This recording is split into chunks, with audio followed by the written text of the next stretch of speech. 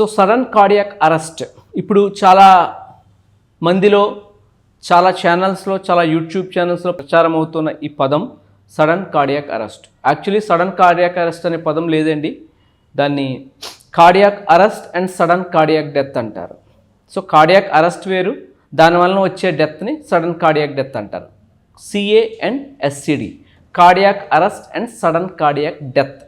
Cardiac arrest అంటే గుండె రకరకాల కారణాల వల్ల ఆగిపోవడం, టెంపరీగా ఆగిపోవడం అంటే కొట్టుకోకపోవడం. దాన్ని వెంటనే మనం గుండెకి CPR అంటే కార్డియోపల్మనరీ రిసస్సిటేషన్ అంటే గుండెకి ప్రెషర్ ఇచ్చి శ్వాస అందించి దాన్ని రివర్స్ చేస్తే ఆ కార్డియాక్ అరెస్ట్ వలన వచ్చే సడన్ కార్డియాక్ డెత్ని మనం కొంతమందిలో రివర్స్ చేయగలం. సో కార్డియాక్ అరెస్ట్ అనేది చాలా కామన్గా జరుగుతూ ఉంటుంది. అది ఇంటిలో జరిగిందనుకోండి, మనకి ఏమి చేయాలో తెలియదు. సో పేషెంట్ చనిపోవడం జరుగుతుంది. దాన్ని సడన్ కార్డియాక్ డెత్ అంటారు. జనరల్గా నిద్రలో చనిపోతూ ఉంటారు, సడన్గా మాట్లాడుతూ అన్నం తింటూ సడన్గా కొలాప్స్ అవుతూ ఉంటారు. దాన్ని ఆ ఒక్క పార్ట్ని కార్డియాక్ అరెస్ట్ అంటారు. ఆ కార్డియాక్ అరెస్ట్ని మనం రిసస్కిటేట్ చేసి ఆ పేషెంట్ని బయటికి తేలేని పక్షంలో దాన్ని SCD సడన్ కార్డియాక్ డెత్ అంటారు.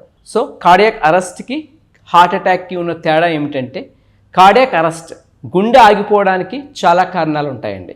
గుండె ఆగిపోవడానికి కారణాల్లో ప్రధానమైన కారణం హార్ట్ అటాక్. హార్ట్ అటాక్ అంటే మనకి 3 రక్తనాళాలు సప్లై చేస్తాయి. ఎప్పుడైతే 3 రక్తనాళాలు సప్లై చేస్తున్నాయో వాటిలో ఏవైనా బ్లాక్స్ ఫామ్ అయితే, ఒక 90% బ్లాక్స్, ఒక 100% బ్లాక్స్ ఫామ్ అయితే హార్ట్ యొక్క ఒక పార్ట్ ఆఫ్ మజిల్కి బ్లడ్ సప్లై ఆగిపోతుంది.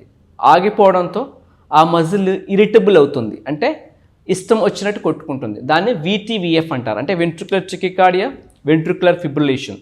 అంటే హార్ట్ ఇర్రెగ్యులర్గా ఒక 200-300 స్పీడ్లో కొట్టుకొని ముందుకి పంప్ అవ్వదు బ్లడ్. సో దానివల్ల మన మెయిన్ ఆర్గాన్స్ అయిన బ్రెయిన్కి బ్లడ్ సప్లై ఆగిపోయి పేషెంట్ అరెస్ట్ అవుతాడు, అంటే చనిపోవడం జరుగుతుంది. ఈ టైంలోనే మనం వెంటనే CPR చేయాలి. సో చెస్ట్ని ప్రెస్ చేయాలి, ఒక పర్టికులర్ ప్రెషర్తో ప్రెస్ చేస్తే గుండె తిరిగి కొట్టుకునే ఛాన్స్ ఉంటుంది. అందుకే ఎప్పుడైనా సరే కార్డియాక్ అరెస్ట్ హాస్పిటల్లో జరిగితే ఇన్ హౌస్ కార్డియాక్ అరెస్ట్ అంటారు. దాని యొక్క రిజల్ట్స్ బాగుంటాయి, వెంటనే డాక్టర్ చూస్తారు. పేషెంట్ అరెస్ట్ అవ్వకముందే మన ECG మానిటర్లో VTVF చూసి మనము CPR చేసి రక్షించిన పేషెంట్స్ చాలామంది ఉంటారు.